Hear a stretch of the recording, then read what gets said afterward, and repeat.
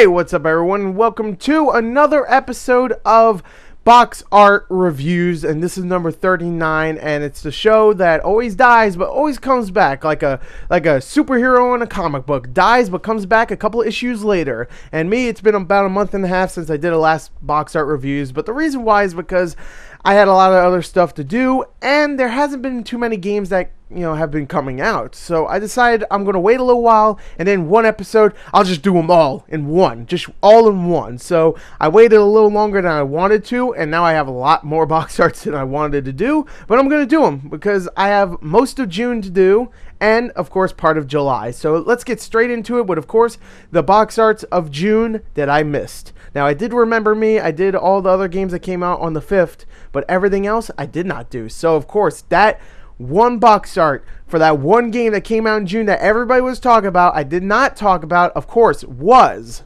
Game and Wario. The game people just cannot stop talking about. This game blew everybody's mind, and I didn't get to play it yet because I just didn't. But this box art is great because it's colorful. You got Wario's face. He looks good. I like all the colors being used. It's just his face pulling up a card that says Game and Wario. It's the title. It's simple. There's not much else going on, but I like the coloring. I like how vibrant it is. It matches Wario perfectly because he's just in your face like, yeah, play my game. And I want to play it right now because I heard so many great things. So that's pretty much it. That's the box art. It's a good box art. Nothing amazing, but nothing all that special either. So I'm going to give it a 6 out of 10. Let's go on to our next one, which is The Last of Us, which is a game not many people actually talked about from June. I think it actually got buried, which is weird because there's not that many games in June to get buried, but it did because I didn't hear anybody talking about this game. But it actually, the box art itself looks really good. The main two characters, I think their name is, I think Booker and Elizabeth, I can't remember, but they look great. They do. They're very well designed. The city itself looks great. It really does. I really like the brownish motif that's going on. It makes it feel like it's probably maybe a post-apocalyptic game. I'm not really sure, never played it, but it can't be as good as Game and Wario. Let's be honest, it can't be as good as Game and Wario or our next box art we'll be talking about, but it does look damn good. Very well detailed, a lot of stuff going on in the background. I really like this box art. Not too much to talk about, but it is a damn good box art, so I'm going to give it a 7.5 out of a 10. Let's go on to our next one, which is Deadpool, which is another game people just could not stop talking about. They just love this game so much, and if there's any way we can have 2 Game of the Years, I think this year will be it, because this game and Game and Wario, there's no way they won't win. But the box art itself looks really good. I mean, first of all, it has a quote that says, "This is what awesome looks like," and it comes from Deadpool himself. He knows his game is awesome. Look at him. That's awesome, especially since the character itself looks really good. He's very well designed. You also have X-Men characters on the bottom. You have Wolverine, you have Cable, you have Psylocke, Domino, and Rogue. You got some money there on the bottom getting blown up. That's symbolism. That's symbolism. This game is using symbolism. Money's bad, I guess. That's what it's trying to say, I think. But anyway, all the characters are very well designed. Deadpool himself looks cool. I like all the action poses everybody's doing. Nothing much going on in this box art. I mean, the background itself is completely white, but it looks good. It's, again, very colorful. It uses color very nicely. So overall, I'm going to give this box art a 6.5 out of a 10. I liked it, just not much going on, really. But I like it. I like how it's breaking the fourth wall, too, which is perfect for the character. So there you go. There is Deadpool. Let's go on to our next one, which is Muramasa Rebirth, Blessing of Amachaba Honey Boo Boo Collector's Edition. Now, I don't know if the normal edition looks any different, but I'll be reviewing this collector's edition. I don't think there's any difference, though, box art wise. Anyway, I actually like the art style here. First of all, I like the different uses of colors. It's not just all vibrant colors. They use, like, darkish yellow and brown and orange and some, lightish red, which is pink, blue and brown and whatnot. They use a lot of colors in this, and there's a lot of stuff to look at. A lot of characters just circling around. The 2 main characters are, I guess, battling for whatever reason. Now, I will say the character designs themselves aren't too inspired, in my opinion. They look very JRPG. I mean, we've seen character models like this so many times, but you know what? I like the art style itself. It looks like it's hand painted, which really looks cool if you actually zoom into the photo itself. It looks really good. There's a lot of stuff going on, and I really enjoy that. So I actually think this is a damn good box art. I'm going to give this one a 7 out of 10. Let's go on to our next one, which is Ride to Hell Retribution 1%, which is weird because that's exactly what it has on Metacritic right now. No, but it's not very far off. But I am actually playing this game right now, and I will not tell you what I think of it because I most likely will do a review for it. But I will say this, I think the concept art for this game is actually really good. And it looks like they actually used some of that concept art for the box art itself, because the guy here on the left, I think is supposed to be your main character, and he looks nothing like the actual main character. He looks like nobody in the game, and that's mostly because the character models in the game don't look human at all. So I'll tell you right here, if I was a fan of motorcycles and I was like a big fan of Sons of Anarchy or something like that, and I saw this at GameStop for $30 and I saw the box art, a guy shooting another dude on a motorcycle with a hot chick and explosions and stuff, I would tell you straight up, hell yeah, I want to get that. Especially since, man, the logo's badass. It has like an angel who's actually deaf, and he has knives and revolvers for wings, I guess. I don't know what's going on there, but that's a badass logo. I want to play that. I want to kill people. I want to be a part of my gang, build up my gang, and then whoop some ass. I want to do that. So this game's box art, while not great, the art design itself is okay. Still, it sends the message. It sends a clear message what it should be. Now, if it is that or not, you'll see in my review. But right now, yeah, the box art I think is okay. It does a decent job. So I'm going to give it a 6 out of 10, and that was my last box art for June. So let's go on to July.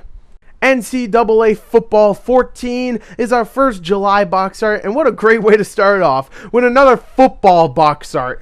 All it is a man running. That's it. It's a big football player right now running with a football in his hands. And the only thing that's different here this year, I think, is that in the middle, for some reason, there's a blue stripe.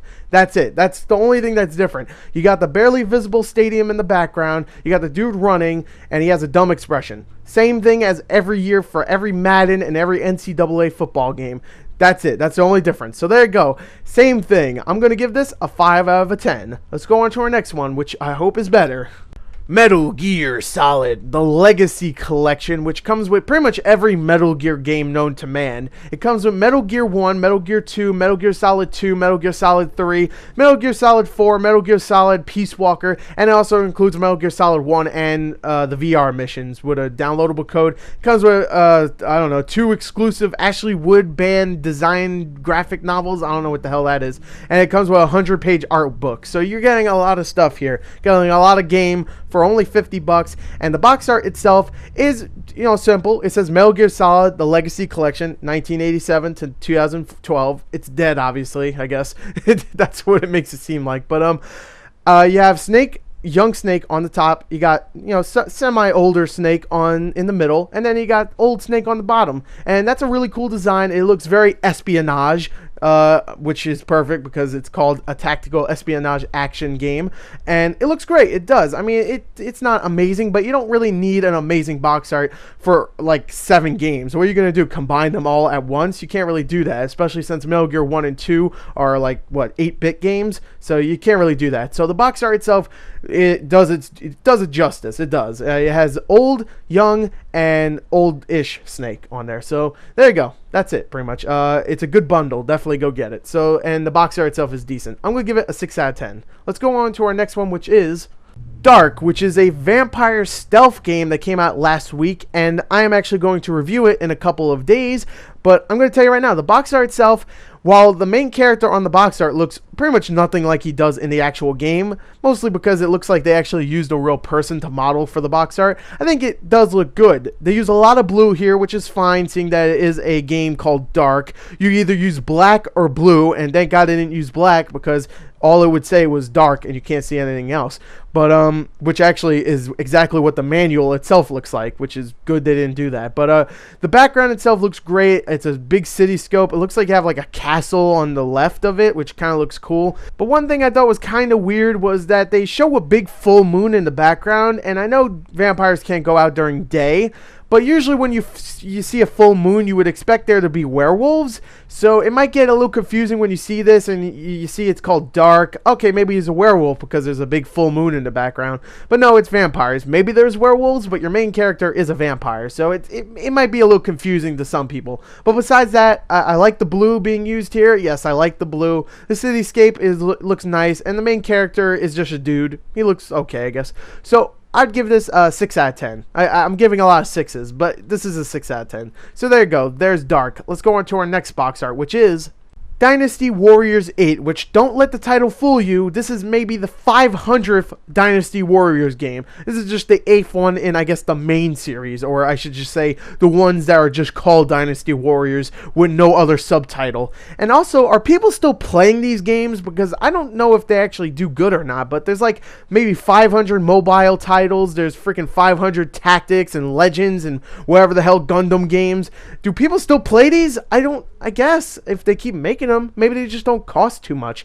But again, the box art is just like the game. It's repetitive. It looks exactly the same as pretty much every Dynasty Warriors box art. I guess the main character, he looks really angry. The art style itself looks alright, but there's fire going on in the background. I guess something exploded. He's on a horse. He has a big ass sword. He's about to kill someone. He's about to kill a mother fudger, and that's pretty much it. It looks okay, but again, it's not inspired. There's nothing really that extraordinary about the box art. You look at it at a game store, you'll be like, okay, he has a sword, maybe he cuts stuff. There you go. That's what you'll think. And guess what? It does the game justice, because that's all you do is cut stuff. So there you go. There's the box art. I'd give it a 5 out of 10. Nothing amazing, just like the games themselves. There you go. Let's go on to our last box art finally, which is Shin Megami Tensei 4 for the Nintendo 3DS, and I'm going to tell you straight up, I have no idea what's going on in this box art. It looks like, and I might be correct, I might be wrong, it looks like it's going for a motif of good versus evil, maybe? On the left side, you have the bad guys, of course. I mean, look at him. He looks bad. He has spiky hair. He has no shirt under his jacket. I mean, look at him. Does he have a scarf on? I can't tell. If he has a scarf on and no shirt, screw you. You're a douchebag and you're evil. But then he has a bunch of creatures around him that look pretty evil. I guess you can use those during battles. That's what I got from Persona 4 at least, and that was originally supposed to be a Shin Megami Tensei game. But on the right, of course, you got the, oh, I'm so good, I'm such a good guy. Look at me, I wear a shirt and a scarf, but I wear it both, equally at the same time. I'm a good guy, haha. And then he has a bunch of monsters around him, which I don't know, all of them look kind of good, I guess, except the one on the top right, which looks evil as hell. And then you got in the middle, I guess, the main character who has like an awesome robot arm, I guess. I don't know. And I love games that give you a chance to be evil, good or bad, and the art style here is great, and I really like all the monsters that they show. But I have to admit, the character designs for all three of these characters are so generic, and the main character and the one on the right just look so girly. Like, oh, I hate when you get a game like this, which I heard was great, and you have a character that looks such girly. I mean, I don't care if they're girls. Don't get me wrong, I don't care. But just make them girls. If you're gonna make them all feminine looking, just make them women. Who cares? I don't care. I love female main characters. I do. But don't make them look, oh, look, I'm supposed to be a badass character. Oh, I got so many feminine features, but I'm a man. Haha.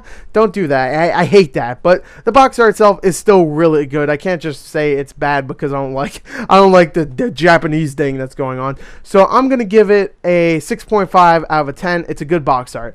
So that's it. That's all the box arts I have. And that was a long-ass show, so I hope you enjoyed it. That was Box Art Reviews number 39. I will be back next week with the couple of box arts that do come out and whatever I missed in the last couple weeks, because I'm pretty sure I did miss one or two things here and there, but I think 9 or 10 or 11 box arts is good enough for this episode. So until next week, I'm Gore the Movie God. Goodbye.